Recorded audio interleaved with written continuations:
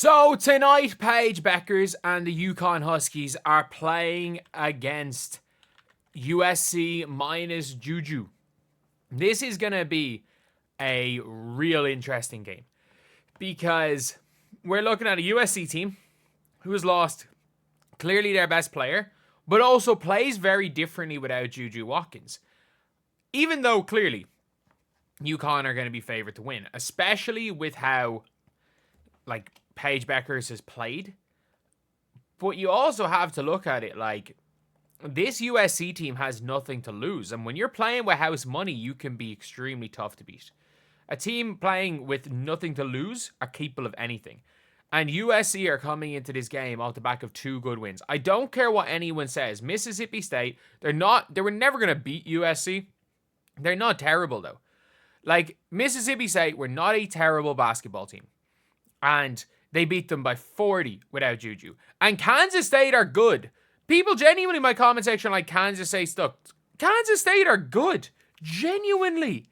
If you look at how this team played, they lost to Duke by 10. Duke, again, a very strong team.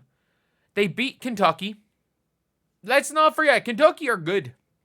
They lost to Oklahoma State by a lot. Fair enough. They were within 10 they beat TCU. And yeah, they lost to Iowa State, but Iowa State weren't bad. As well as that, if you just look at the roster they have, they were the number 19 ranked team in the nation. They have Serena Sundell. They have Yoka Lee, and they've got other players as well. Nothing crazy, but they're not a bad team. And USC beat them without JuJu Waktins. And with Kiki Iriafen having a stinker as well. The only thing is that UConn beat a good Oklahoma team, who I would consider to be I don't know if Oklahoma would be considered better than this version of, would they be considered better than this version of USC? I don't know. But UConn struggled against them, and I know we can look at the final score, but that was just a Paige Bueckers masterclass. That was an absolute Paige Bueckers masterclass in that game. And with that, you have to also talk about just how poor both Azzi Fudd and Sarah Strong were. I will say Sarah Strong did a good job defending Reagan Beers, and Sarah Strong did a really good job. She hit a huge shot. But it was Ashton Shade and it was Paige Bueckers. So, who do I think is going to win this game?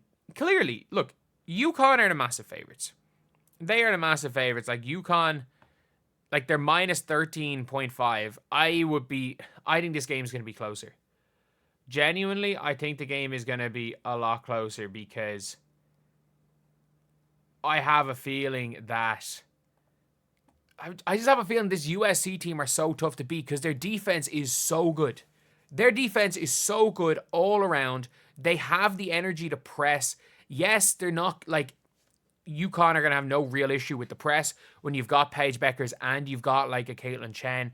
You've got a big that can dribble the ball to the floor and a Sarah Strong. So I don't think the press is going to be or be great, but it's going to be such a tough game for UConn to score. Paige is not going to... If Paige drops 30 again, fair play to her. It's about damn time this year. You have every single person. You got your coach saying you need to be more aggressive. If Paige Bueckers, as I've always said, if Paige Bueckers is aggressive, she is the number 1 pick in this draft, and she walked into the WNBA as a rookie, and she is better than Enrique Gumboale ability-wise. She's just passive. She's just been so passive. If Paige Bueckers is aggressive, this is not a ball game. And UConn win. If Paige Bueckers stays aggressive, nobody touches UConn, by the way. Because UConn beat a good Oklahoma team with Sarah Strong and Azzi Fudd dropping stinkers. But it's going to be so tough, I feel for UConn to get out of this game. Everybody talks about how this is a formality. And yes, Vegas has the line spread differently. I wonder what the line was for this game here. For the Oklahoma game, where Oklahoma looked well in control. They looked well in control, and then Paige just... I gotta say, UConn were even bigger favorites. Let's not forget that Oklahoma were up 6 at the end of the they were up, was it 4 at halftime? Or were they up at halftime? Yeah, I think they were up 4 And in fairness, Paige Bueckers did really well. The Paige Bueckers 3-point shot, like this was the game. This was where the game changed. When Paige shoots from about a meter behind the 3-point line, off the catch, early in the shot clock, bang. And from then on, it was the Paige Bueckers show. It was the Paige Bueckers show to win that game. And they end up going up by like, what, 20? Is 26 their biggest lead? 27 points? Like, it just went from being a absolute, like, a really tight game to a massacre. But this was including Reagan Beers having a horrific game. Verhulst stinking it up in the second half. And this was a game. I don't care what the final score was. This was a game till about halfway through the third. So I think USC are going to be a tougher matchup because while they don't have the offense of Oklahoma, like UConn's defense is what won them the game. Will they be able to turn offense into defense as quick? And with how good USC's defense is, can they just drag a team down? Can they just drag a team down to their level, which is something that is extremely kind of crazy when it comes to ball. Like, people don't understand teams that are able to drag teams down to their level, how effective they can be. Those defensive, gritty teams. And USC have surrounded JuJu Waktins and Kiki Riafen with good defenders, good shooters, a freshman class who are coming off a confidence game. This is absolutely not a formality under any circumstances. This is not a formality.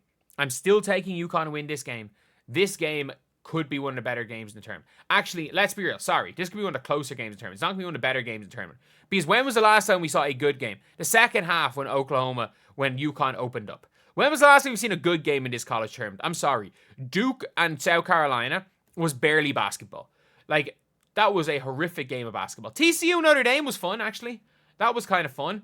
But we have seen a lot of puke ball in this year's tournaments, and in one and done settings, there's a lot of puke ball often.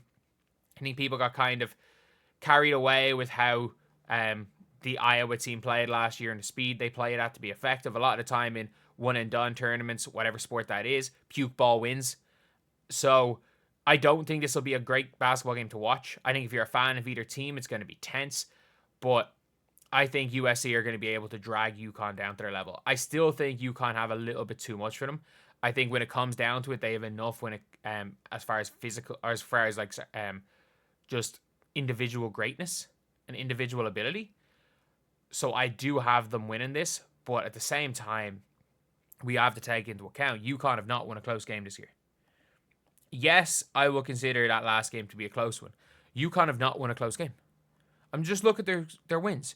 20-point win, but at the same time, nobody's drawn them close since Tennessee. They're on a big winning streak, including beating South Carolina, a decent Creighton team twice, and an Oklahoma team. They're winning. They've won every game by a minimum of 20. So this is a team that is the best team in the nation when they're up firing on all cylinders. But if you can make this a close game, UConn have this season not won a single one. So if USC are able to make this a close game going down the stretch, maybe you favor USC, but I'm still gonna bet on UConn, my prediction to win this whole thing. And I thought they were gonna beat USC even with JuJu Waktins playing. So there's no way I'm predicting USC to win without JuJu Waktins. But anyway, I think it'll be a lot closer than people think. I'll see you guys.